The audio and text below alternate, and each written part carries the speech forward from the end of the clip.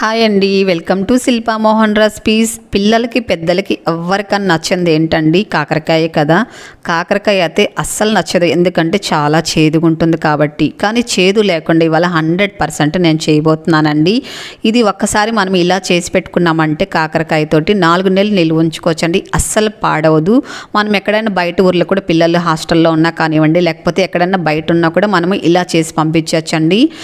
అలాగే sugar patients కూడా చాలా మంచిదండి కాకరకాయ. షుగర్ లేని వాళ్ళు కూడా తింటే షుగర్ అస్సలు రాదండి ఫ్యూచర్లో. కాకరకాయ మనం చిన్న చిన్న ముక్కలు కట్ చేసుకొని పక్కన ఉంచుకోవాలండి. తర్వాత మనం ఒక ప్యాన్ పెట్టుకొని ఇందులో ఒక 2 టేబుల్ స్పూన్లు పల్లీలు వేసుకొని దోరగా వేయించుకోవాలండి. పల్లీలు ఇలా కాస్త వేగిన తర్వాత 2 టేబుల్ స్పూన్లు తెల్ల నువ్వులు యాడ్ చేసుకొని 2 టేబుల్ స్పూన్లు ఎండు కొబ్బరి తురుము వేసుకోవాలండి. మీ దగ్గర ఎండు కొబ్బరి తురుము లేనట్లయితే ఎండు కొబ్బరి ముక్కలు కూడా వేసుకోవచ్చండి. నువ్వులు అలాగే కొబ్బరి కాస్త ఇలా దోరగా వేయించుకుంటే సరిపోతుందండి. ఇప్పుడు స్టవ్ ఆపుకొని దీన్ని ఒక ప్లేట్లోకి తీసి ఉంచుకుందాము. అదే ప్యాన్లోకి 2 టేబుల్ స్పూన్లు ఆయిల్ వేసుకోవాలండి. ఆయిల్ కాస్త వేడెక్కిన తర్వాత మనకి ఎంత కారం పడుతుందో అన్ని ఎండుమిరపకాయలు వేసుకొని కాస్త దోరగా వేయించుకోవాలండి. మీడియం ఫ్లేమ్లో ఉంచుకొని ఇలా దోరగా వేయించుకుంటే సరిపోతుంది.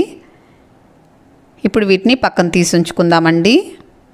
ఇప్పుడు ఇందులోనే మనము ఒక 3 టేబుల్ స్పూన్లు పల్లీలు వేసుకొని కాస్త వేయించుకోవాలండి. మరి ఎక్కువ మాడిపోకూడదు, కాస్త దోరగా వేయించుకుంటే సరిపోతుందండి. చూడండి, ఇలా వేయించుకుంటే సరిపోతుంది. ఇప్పుడు స్టవ్ ఆపుకొని వీటిని ఒక ప్లేట్లోకి తీసి ఉంచుకుందాము. ఇప్పుడు అదే ఆయిల్లోకి కొద్దిగా కరివేపాకు కూడా వేసుకొని కాస్త తడంతా ఇంకేంతవరకు ఇలా వేయించుకోవాలండి. బాగా క్రిస్పీగా అయ్యేంతవరకు వేయించుకోవాలి.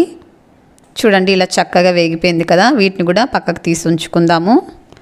ఇప్పుడు అదే ఆయిల్లోకి మనము కట్ చేసి ఉంచుకున్నాం కదండి కాకరకాయ ముక్కల్ని ఇందులో వేసుకొని మీడియం ఫ్లేమ్లో ఉంచుకొని ఒక 3-4 నిమిషాల పాటు వేయించుకోవాలండి. ఇందులో ఉండే తడంతా ఇంకిపోయేలాగా వేయించుకోవాలి. బాగా డ్రై అయిపోవాలండి. ఒక 3-4 నిమిషాలన్నా పడుతుందండి వీటిని వేయించుకోవడానికి. చూడండి, కలర్ అనేది చేంజ్ అవుతుంది కదా. ఇంకా కాస్త వేయించుకోవాలండి. ఇంకొక 2 నిమిషాల పాటు వేయించుకుంటే బాగా క్రిస్పీగా వస్తుందండి. తడంతా కూడా చక్కగా ఇంకిపోయి చూడండి చక్కగా డ్రై అయిపోయాయి. అలాగే బాగా క్రిస్పీగా కూడా వచ్చాయండి. ఇలా వేయించుకోవాలండి. వీటిని మనం ఎంత చక్కగా వేయించుకుంటే టేస్ట్ అనేది అంత బాగుంటుందండి. చేదు అనేది అస్సలు ఉండదు.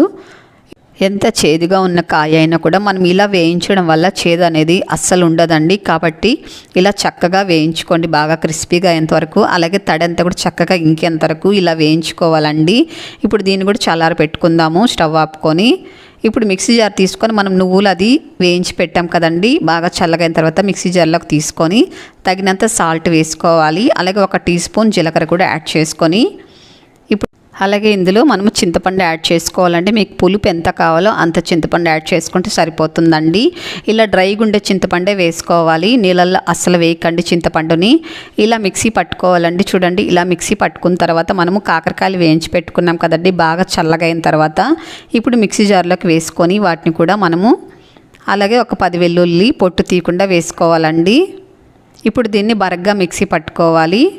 చూడండి, ఇలా మిక్సీ పట్టుకుంటే సరిపోతుంది. కాస్త బరగ్గుందనుకోండి తినేటప్పుడు చాలా బాగుంటుందండి. రైస్లో కలుపుకొని తినేటప్పుడు.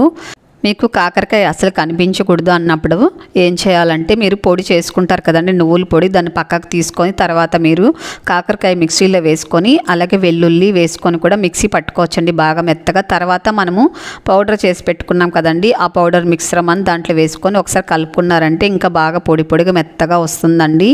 కాకరకాయ పలుకులు అనేది అసలు ఉండదు. ఇప్పుడు మొత్తంగా ఇలా ప్లేట్లోకి తీసుకొని మనం వేయించుకున్న కరివేపాకు అలాగే పల్లీలు కూడా వేసుకొని ఒకసారి బాగా కలుపుకోవాలండి. చూడండి, కాకరకాయ కారం అనేది రెడీ అయిపోయిందండి. చాలా టేస్టీగా ఉంటుందండి. మనం వేసుకున్న ఈ పల్లీలతో అలాగే కరివేపాకుతో అన్నం కలుపుకొని తింటుంటే ఎంత బాగుంటుందో తెలుసా. నెయ్యి కాస్త వేసుకొని తినండి. చాలా అంటే చాలా ఇష్టంగా తింటారండి పిల్లలు. అలాగే మనము దోశకు కానీ ఇడ్లీకి కానీ చపాతీ కూడా తీసుకోవచ్చండి. చాలా బాగుంటుంది. ఎంత బాగుంటుందో మాటల్లో అయితే చెప్పలేను. కానీ మీరు ఒకసారి ట్రై చేయండి. ఎలాగొచ్చింది తప్పకుండా టేస్ట్ చేసిన తర్వాత నాకు కామెంట్ చేయండి.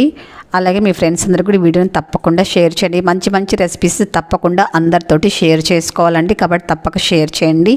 ఇంత మంచి రెసిపీకి తప్పక లైక్ చేయండి. అలాగే ఫస్ట్ టైం మీరు కనుక మన ఛానల్ చూస్తున్నట్లయితే మన ఛానల్ని వెంటనే సబ్స్క్రైబ్ చేసుకోండి.